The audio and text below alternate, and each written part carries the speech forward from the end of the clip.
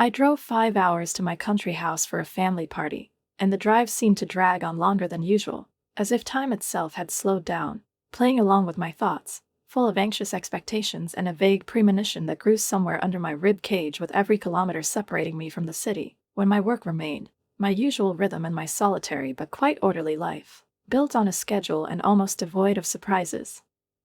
I imagined how, having arrived at the house, would hear cheerful voices, the ringing of children's laughter. I would see my mother fussing around the stove, and Paula and Julia would lay out snacks on a wooden table under a canopy, while the men, as always, discussed fishing, standing by the water, and the children ran on the grass and threw plastic balls at each other, not paying attention to the adults, too busy with their endless conversations.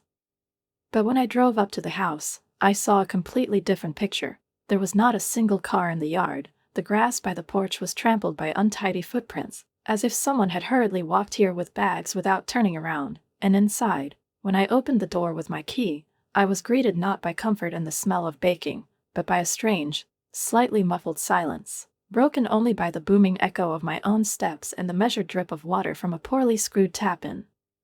The kitchen. Everything around was in disarray. There were unclean plates on the table, dried pieces of food stuck to the edges, glasses were left as if after a leisurely evening, and paper napkins were lying on the floor, crumpled and dirty, as if no one had even tried to tidy up the room after leaving.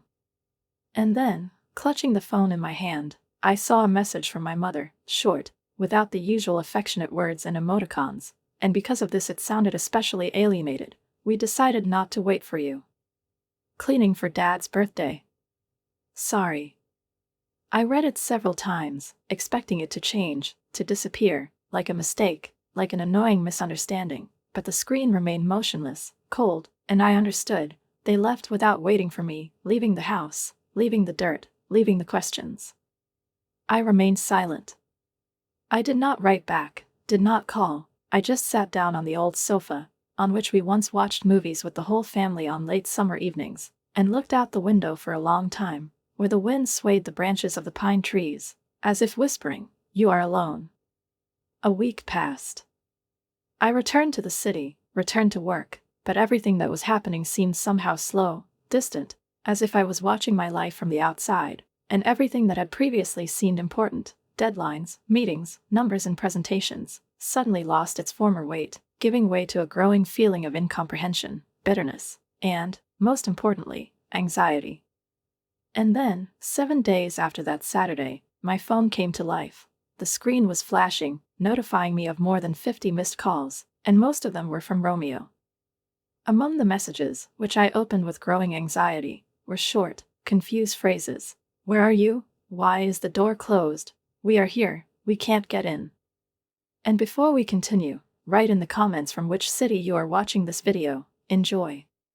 So here I am, Isabella, and if you'll allow me, I'll tell you about the week that changed everything in my family, because this story didn't begin with a fight or a casual misunderstanding, but with a phone call on a Tuesday night when I was finishing up work, putting together reports, drinking my third cup of coffee, and trying to figure out how to get my reports in before the end of the day.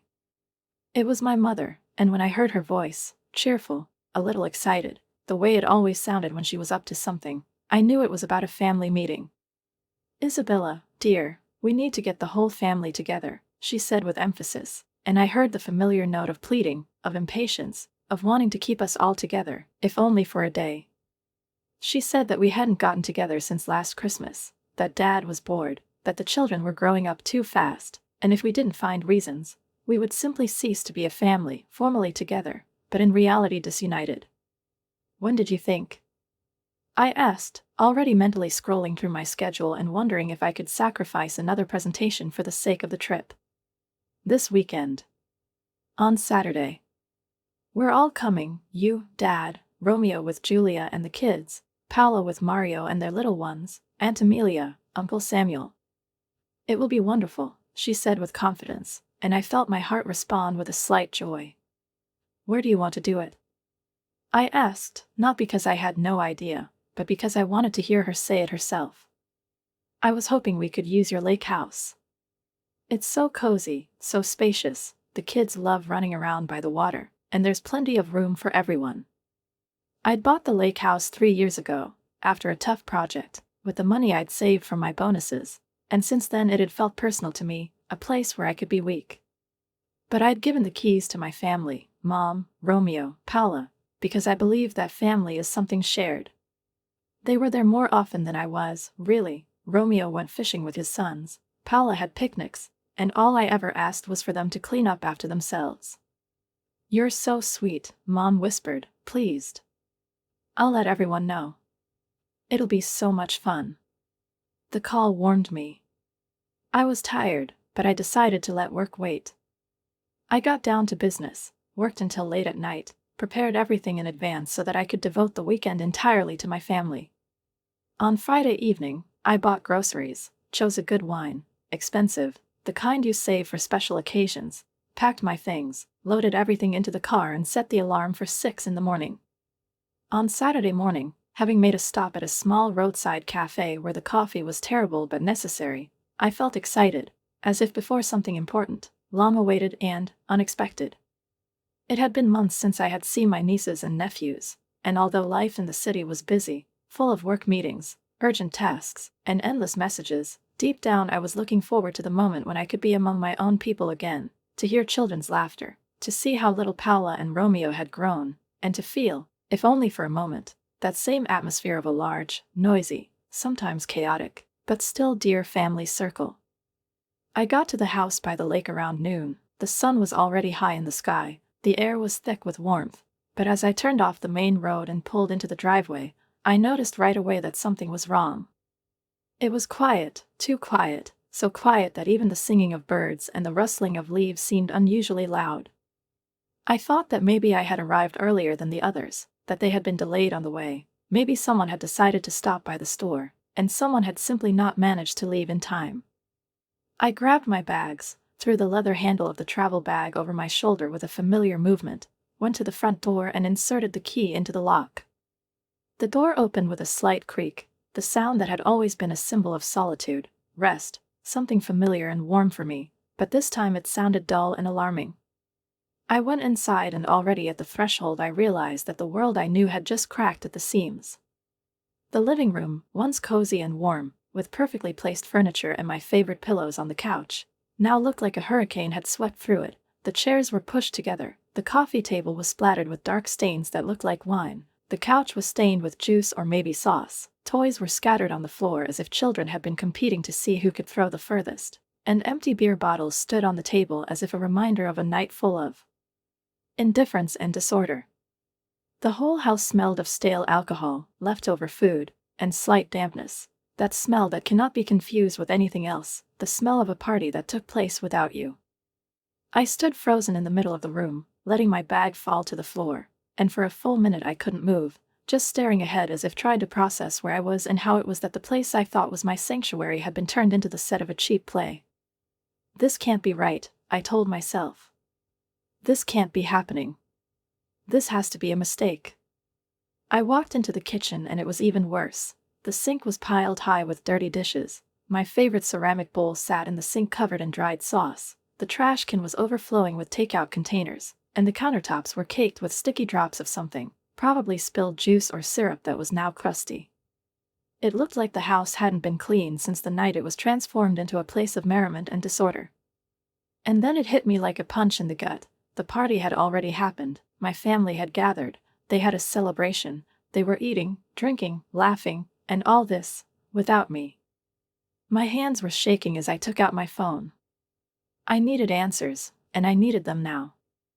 I called my mother. She was the one who had organized everything. She was the one who had promised that we would be together. She was the one who had that special enthusiasm when she said she was looking forward to this day. "Mom, I'm home," I said, trying to sound calm, although my voice was almost breaking. "What the hell happened here?" After a short pause, she answered in a tone that suggested weariness, indifference, and, what was especially offensive, irritation. "Oh, well, we decided not to wait for you. We had a party 2 days ago. It was wonderful." I couldn't believe my ears. She had thrown a party without me, the very one she had invited me to. "You threw a party without me. You said it would be on Saturday." "Well, you know how it is. Everyone had a tight schedule, and Thursday night suited everyone better. We thought you would understand. You told me it was Saturday. Today is Saturday. Well, we had a wonderful time anyway. The house was in good order when we left. You must be being dramatic again, honey. I stood in the destroyed living room, looking at the stains on the couch, the sticky floor, and the chaos around me, and I could hardly hold back the tears. Mom, there are dirty dishes everywhere. The furniture is rearranged. There are a lot of bottles in the trash. It's not nothing. Oh, it can't be that bad. You're just exaggerating, as always. We know how you feel about cleaning. How do I feel about cleaning? I like my house to be a home and not a disaster zone. Isabella, you're being overdramatic, as usual. We'll have plenty of excuses to hang out again. It's not the end of the world. And with that, she hung up. Just hung up.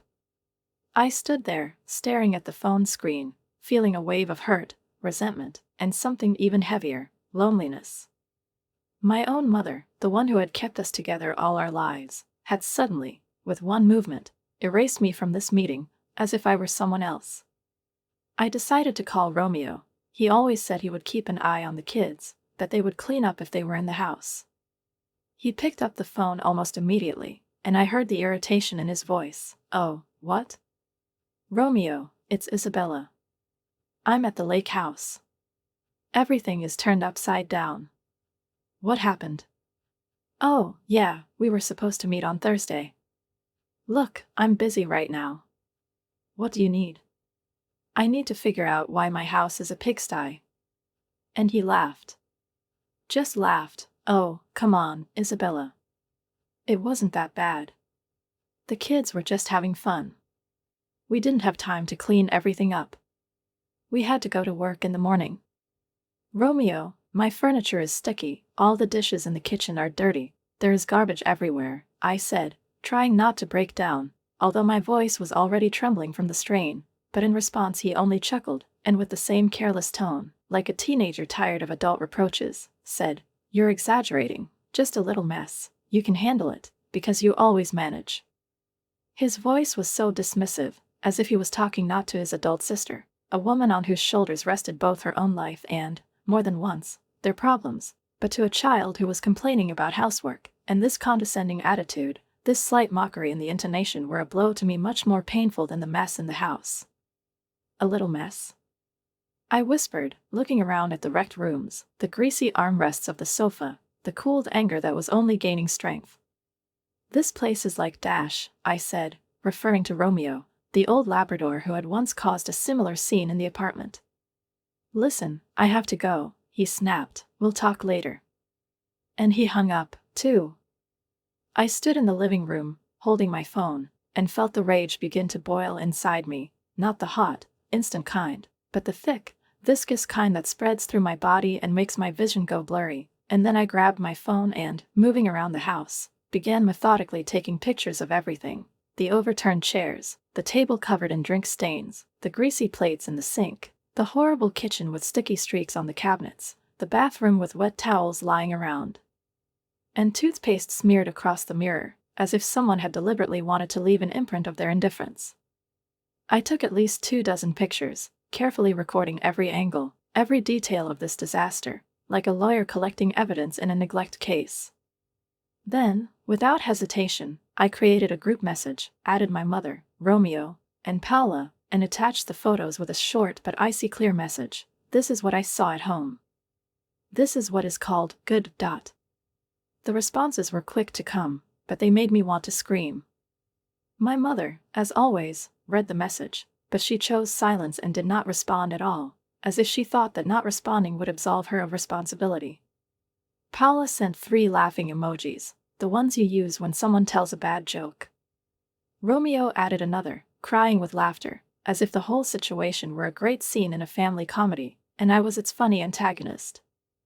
I felt my eyes fill with tears, not from weakness, but from injustice, from the feeling that I was once again, as too often before, alone in the midst of their unity. To keep from bursting into tears in the chaos, I unlocked my phone and opened Facebook, thinking that maybe scrolling through other people's lives would provide some distraction. And then, among the new posts, I saw Paula's post from 2 days ago, a photo of my living room, mine, the one that now looked like the aftermath of a mock battle. My family, my relatives, all of them, Mom laughing with Aunt Amelia, Dad hugging Uncle Samuel, Romeo's kids frolicking with Paula's little ones, all holding drinks, smiling, as if the whole world was a perfect place at that moment. The caption left me speechless. Amazing family time with the people who really matter to us. I love spending time with the people who really matter in our lives. I read it 3 times, and each time the words sank deeper, like sharp needles, leaving no chance to misunderstand. The message was crystal clear. I was not one of those who matter. I sank down on the stained sofa and for the first time in many years allowed myself to stop and think about our family dynamics, which for a long time had seemed unshakable, as if they existed on their own. When was the last time one of them helped me? I remembered how a year ago I gave money to fix my mother's car because she did not need the necessary amount, how I transferred money to Romeo when he was out of work, without extra words, simply because he was a brother, how I helped Paolo with the children, staying with them dozens of times because she could not find a nanny. But when I moved into my current apartment, not a single one of them offered to help. Suddenly everyone was busy. When I was in the hospital after the operation, Paula came once, and the whole visit she talked about her problems, without asking me once how I was feeling. And then I realized something that made everything inside me go cold.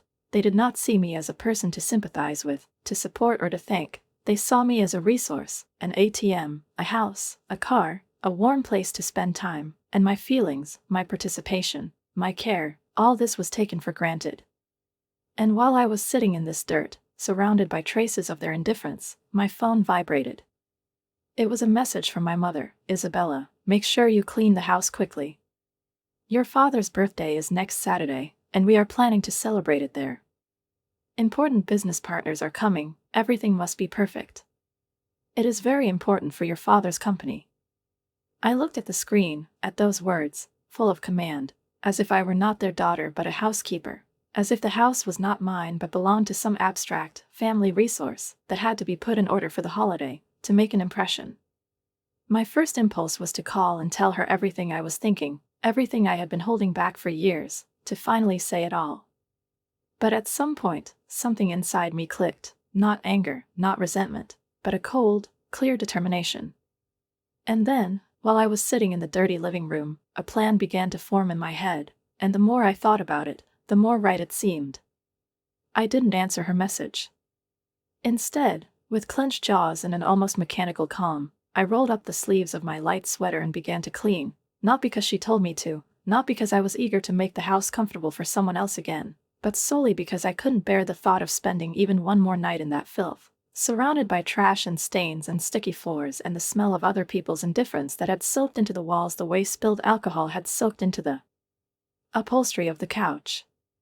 It took me exactly 6 hours to make the house more or less livable. 6 full black bags filled with their trash, cans, plastic cups, napkins, and the scraps of food they hadn't even bothered to throw out. I scrubbed dried soda stains from the sofa cushions, mopped the floor covered in crumbs and sticky drink stains, and every time I wrung out the cloth, a plan took shape in my head, which was first just a feeling, then a thought, then an intention. They wanted to use my house again. They expected me to put up with their disrespect, their self-righteous habit of assuming that everything I had was automatically theirs simply because they were family. Well, they had one more thing to do. I decided to stay the night, not because I was tired or didn't want to go back, but because for the first time in a long time I wanted to be here alone, in the silence, in my own space, free of loud voices, scattered toys, and the false closeness that masks consumerism.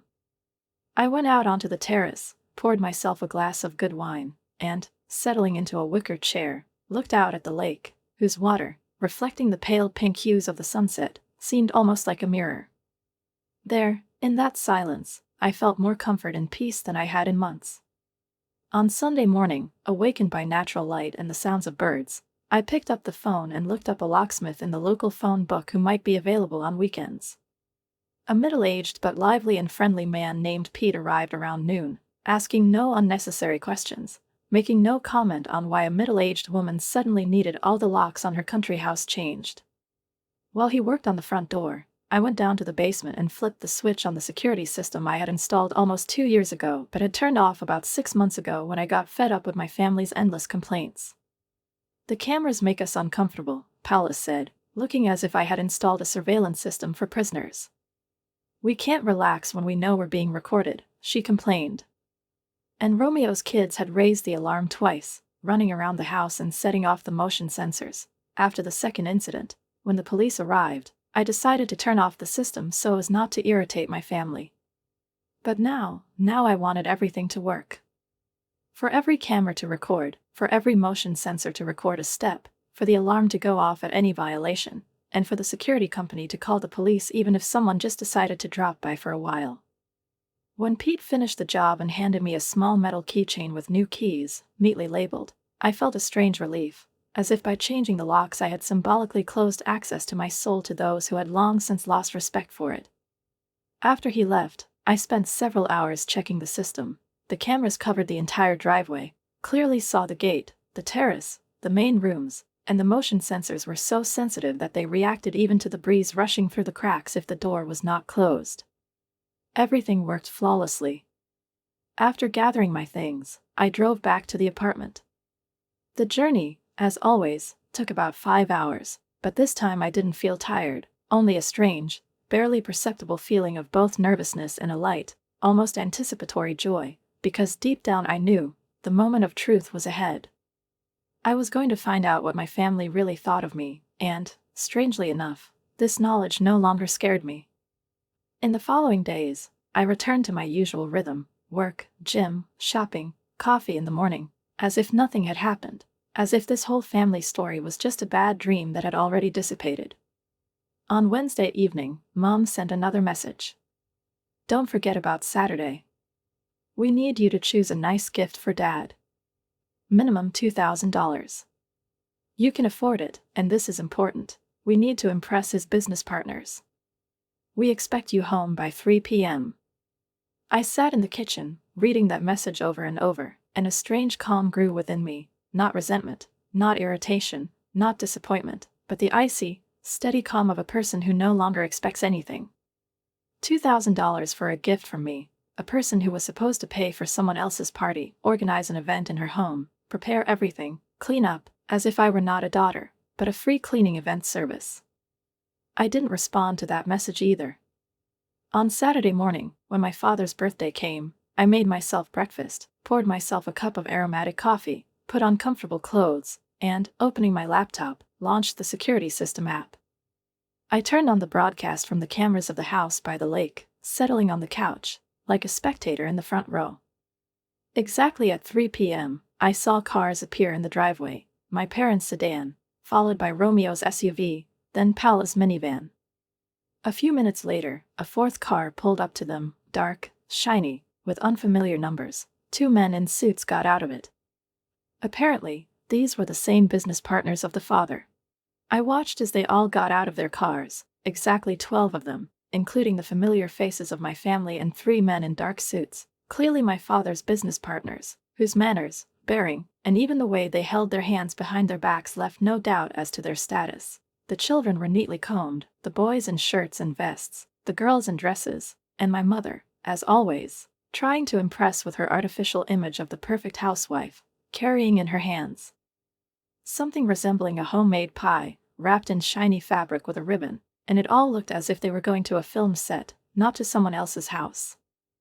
They approached my front door as if they were in charge here, as if this entire space were a stage on which they were rehearsing their family idol, and I was supposed to stand aside, like a lighting technician, and only turn the spotlights on and off.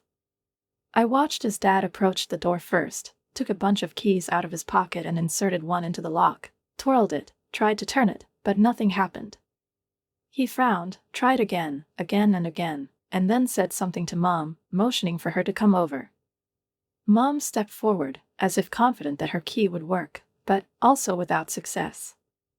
That's when the fun began. Romeo stepped forward, confident as always in his rightness, inserted the key, turned it, and again, nothing. Paula followed him, with that characteristic expression on her face that appeared when something got out of control. I saw how they began to talk animatedly, pointing at the door, expressing bewilderment with gestures. One of the men in the suit looked at his watch, the child began to fidget, tugging at his father's hand, and the first irritation had already crossed the faces of many. Then my mother pulled out her phone, and I knew without a second's hesitation who the recipient would be. My phone rang, and I let it ring 4 times before answering. "Hi, Isabella. What's going on? We're at your house, and none of the keys work. Did you change the locks?" My mother's voice was both indignant and confused. "Yes, I did," I answered calmly. There was a pause, heavy, filled with trying to find the right intonation. "Why did you do that?" "We're all here. Your father's business partners are here. I changed the locks because I'm tired. Tired of people turning my house into a dump and then expecting me to clean it up like an obedient servant." My mother's voice became sharp, almost shrill. "Isabella, this is ridiculous. Open the door right now." "No, what do you mean, no? It's your father's birthday. You're embarrassing us in front of respectable people." I heard Dad say something in the background, and the next thing I knew, Mom was on speakerphone. "Everyone can hear you now. Isabella, explain yourself." "Fine. That's exactly what I wanted. I'm tired of you using my house as an arena for your parties, without asking, without respect, without caring. I'm tired of you treating me like an ATM machine, money, a car, a place to live, but not a person. And you know what? No more access, no more gifts, no more acquiescence." Mom hissed. "You're being dramatic. We cleaned up after ourselves." "No, we didn't. I have pictures. Would you like me to send them?" The house was in a terrible state. "Disgusting." Romeo's voice came over the speaker. "We're still going to break down this door and have a party. The security system is activated, Romeo. The cameras are recording everything. If you break in, the police will be there in 10 minutes. There was a short pause, and then I heard a man's voice, one of the partners, judging by the intonation, speaking quietly but clearly enough. "I'm leaving." Perfect. This is exactly what I wanted. One of the men patted my father on the shoulder, apparently in an attempt to express sympathy, and headed for the car. The others followed him. I saw how my mother was rushing around in front of the door, how Powell was trying to calm the children, who had already started to cry, not understanding why they were standing outside the house and could not get in. Dad stood silently, his shoulders slumped, as if he had suffered not a personal insult, but a defeat for which there was nothing to say in justification. They stayed in the driveway for another 10 minutes, waving their arms, arguing among themselves, looking back at the cameras, maybe trying to figure out how to explain this to each other, or maybe to themselves. And finally, one by one, they all got back into their cars. Romeo was the last one to leave, rolling down the window of his SUV and, without a second's hesitation, giving the camera the middle finger. Very classy. Very family-like. I closed my laptop, and in that same second, a feeling of incredible relief washed over me, as if years of weight I hadn't even realized had been lifted off my shoulders like a wet coat no longer needed. For the first time in a long time, I didn't feel the need to please, didn't find myself wondering how to make everyone comfortable, how not to offend, how to help, how to invest a little more of myself in those who, it turned out, didn't notice that I was there, on the other end of their demands, sacrifices, and expectations. But I knew it wasn't over. Far from it. For the next few hours, my phone was blowing up with messages and missed calls, and even though I knew it would be, that my family wouldn't let my act of betrayal go unpunished, as they must have perceived it, something inside me still clenched painfully every time the screen flashed with another notification, and the first of them was Romeo, sending me a long, accusatory, arrogant message in which he called me selfish, heartless, unworthy of the title of sister, accused me of putting my grievances above the needs of the family, ruining an important day, and embarrassing my father in front of people whose opinion supposedly meant everything. Paula didn't stay away. She wrote that I was a terrible sister, that I had always been cold, withdrawn, that maybe I was just jealous of her children because I had no family of my own, and that I was becoming more and more hardened and indifferent with each passing year.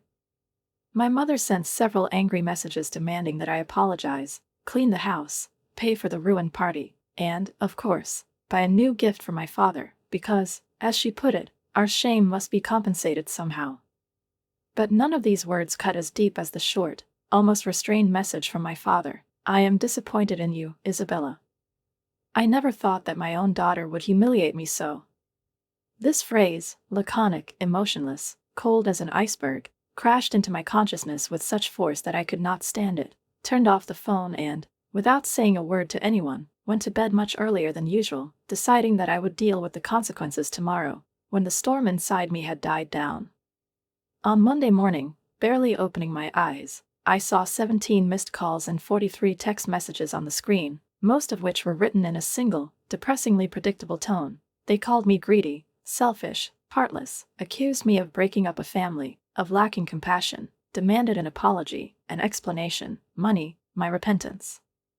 I scrolled through them all without reading them completely, and deleted them without hesitation, with surprising indifference for myself. But when I reached for my phone to check the weather on Tuesday morning, as usual, I saw that my friend Kelly had tagged me in a Facebook post that wasn't her own. She was reposting her mom's Facebook page, which was a tirade of hurt, blame, and public shaming. It read, "My daughter Isabella ruined her dad's birthday by refusing to let us into their lake house. She embarrassed us in front of important business partners and showed no respect for family. I am heartbroken that I raised such a selfish child." Comments from relatives and family friends immediately started appearing under this post, and most of them, as I expected, expressed support for my mother, lamented my character, wrote that it was simply terrible to treat parents like that. Some, more reserved, were interested in what really happened, but my mother continued to push her line in the comments. "I'm being dramatic, I'm cruel, I'm ungrateful." And then, for the first time in all this time, I realized that I could no longer and did not want to remain silent. I wrote my own post on my page, attaching to it photos of the destroyed house, screenshots of messages from my mother, where she demanded that I buy a gift for at least $2,000, where she ordered me to clean up as if I were hired staff, attached a screenshot of Paula's post about how she was enjoying time with those who really matter, and accompanied all this with the words, "This is what I saw when I returned home after my family threw a party without me. They changed the date, didn't bother to inform me, left a mess and trash behind, and then expected me to clean up and have another party. When I refused, they called me selfish. You can judge for yourself who's the problem here." The response was immediate. Comments began appearing under my post, many of whom had previously seemed to be judging me. My family suddenly changed their tone, writing that they hadn't known the whole truth, apologizing for jumping to conclusions, expressing sympathy. Family friends commented on how unfair it all was, shared the post, took my side, and unexpectedly, even Aunt Amelia, who I knew had been at the party, was among them. She wrote, "I didn't know they didn't tell you about the date change. That's terrible, honey. I'm so sorry I was a part of it." On Wednesday afternoon, my mother called again. I almost answered right away, torn between curiosity and exhaustion, but eventually I picked up the phone, genuinely curious about what she would say after the Facebook meltdown. "Isabella, you need to take that post down immediately. Your dad's business partners saw it. They're renegotiating contracts. You're hurting our business." "It's not my fault," I replied calmly. "It's the way you all treated me. We were nice to you. You're just too sensitive. Mom, you threw a party without me, destroyed my house, then demanded that I clean up and buy my dad an expensive gift. What do you mean, my way?" She was silent for a few seconds. "We were always there for you." "When?" "When I was in the hospital. When I asked for help moving. When I was going through a divorce. You were all too busy. But when you needed something, you always found time." "That's not true." "It's true. And you know it. I'm done, Mom. I'm not your ATM, your cleaner, or your source of convenience anymore. Don't call me again until you're ready to apologize for real." I hung up and immediately blocked her number, not giving myself time to second-guess myself. Then I blocked Romeo and Paula. The next few days were hard because, despite all the anger, pain, disappointment, and growing certainty that I had done the right thing, part of me still couldn't quite shake the guilt of cutting off the people who were technically my family, the ones who raised me, who held my hand as a child, with whom I shared holidays, Christmases, birthdays, family breakfasts, and even tears in the kitchen when my grandmother died. And it was that layer of memory, so warm, so vivid, that tormented me the most when I was alone, going over it all in my head. But every time that little spark of doubt started to flare up inside, would simply open the photos of my destroyed house on my phone, remember the chaos they left behind, reread those cold, contemptuous messages where they called me selfish, heartless, ungrateful without hesitation, and it would become clearer and calmer inside. I knew why I did exactly that. My Facebook post continued to gain popularity. It was shared, quoted, discussed in the comments, where words of support, admiration, sympathy, and even gratitude were heard. People wrote that it helped them realize how often they themselves allow their family to violate their boundaries, how difficult it is to say no to those we love, and how important it is, despite the fear of loneliness, to still protect ourselves. The comments were full of phrases like, "This is exactly why I don't let my family use me." Finally, someone said what we all keep silent about. Bravo to her for her courage and clarity. This support, albeit digital, was like a breath of fresh air in a world where I was used to breathing through a cotton wool of expectations and suppressed irritation. 2 weeks after the birthday incident, I decided to take a short vacation, a long weekend at a house by the lake, without computers, without work, without explanations, just to go somewhere where I felt truly myself. As I turned off the highway onto a familiar alley and slowly drove up to the house, my heart began to beat faster. For the first time in all this time, I was afraid. What if they are there? What if, despite the cameras, locks, and the obviousness of the situation, one of them decided to invade? But as soon as I got out of the car and looked at the quiet, untouched facade of the house, I immediately felt everything was in place. The house was just as I had left it, clean, peaceful, calmly mine. I spent 3 days there in complete silence and tranquility, reading on the terrace, cooking myself a simple meal, swimming in the warm water of the lake, listening to the wind rustling the treetops, and absorbing this quiet harmony that I had been striving for so long. During all this time, not a single message, not a single request, not a single imposed duty. No one asked me to transfer money, to come with a cake, to look after the children, to give the number of a good doctor, to write a statement for someone. All this suddenly disappeared from my life, and with it the feeling that I always had to. On Sunday evening, getting ready to leave, I received a message from an unknown number, short, restrained, but recognizable. It was Romeo, obviously using someone else's phone. "Isabella, this has gone too far. Mom is depressed, Dad is doing badly because of what you did. We need to talk." I stared at the screen, feeling not panic or resentment but weariness flaring up inside me, a deep, old weariness that felt like part of my blood. Part of me really wanted to respond, because inside me there was still the Isabella who always tried to smooth things over, to rise above the conflict, to be good, to be needed. But I remembered how Paula had laughed when I showed them the pictures of my trashed house, how my mother had hung up before I could finish, how my father hadn't even tried to understand my pain but had immediately judged me. I remembered how many years my feelings had been secondary. I deleted the message without responding. A month had passed since then. And although I hadn't heard from them directly, I had heard from other relatives that the family was spreading rumors that I had had a breakdown, that they were concerned about my mental health, that I might need help but didn't want to accept it. It was, of course, a classic, an age-old manipulation tactic, make you look unstable so that you don't have to think about your own behavior. But I'm not crazy. I'm calm, stable, like I've never been in years. I started going to therapy to learn how to cope with the heavy feelings of guilt, to learn how to step on the same family rake over and over again, to learn how to distinguish love from addiction and manipulation. And my therapist tells me, with confidence and calm, that I did the right thing. That I chose myself for the first time. Since then, I've been to the lake house 4 times. And each time it increasingly became not just a home, but a real refuge, a place of strength, not an arena for family disputes, not a hotel, not a film set for illusions, but a home, a real one, mine.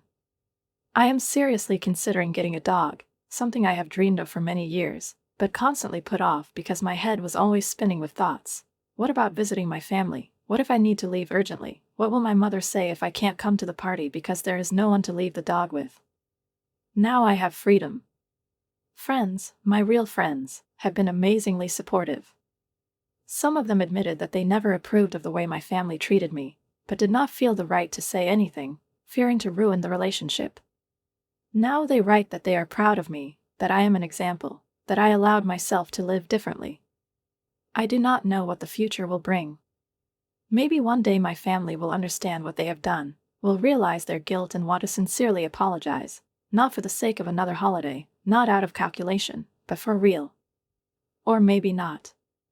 And then I will simply accept that I am better off without them. In any case, I am not going to become their doormat again. I realize that family is not just about blood or a last name. It is about respect. It is about love. It is about being able to see a person, not their usefulness. If they can't do that, then they don't deserve a place in my life. Right now, I am focused on myself. I am happy. I am free. And my house stays clean. And that is more than enough. Write a comment about what you think about this story and don't forget to subscribe to the channel and put a like. See you soon.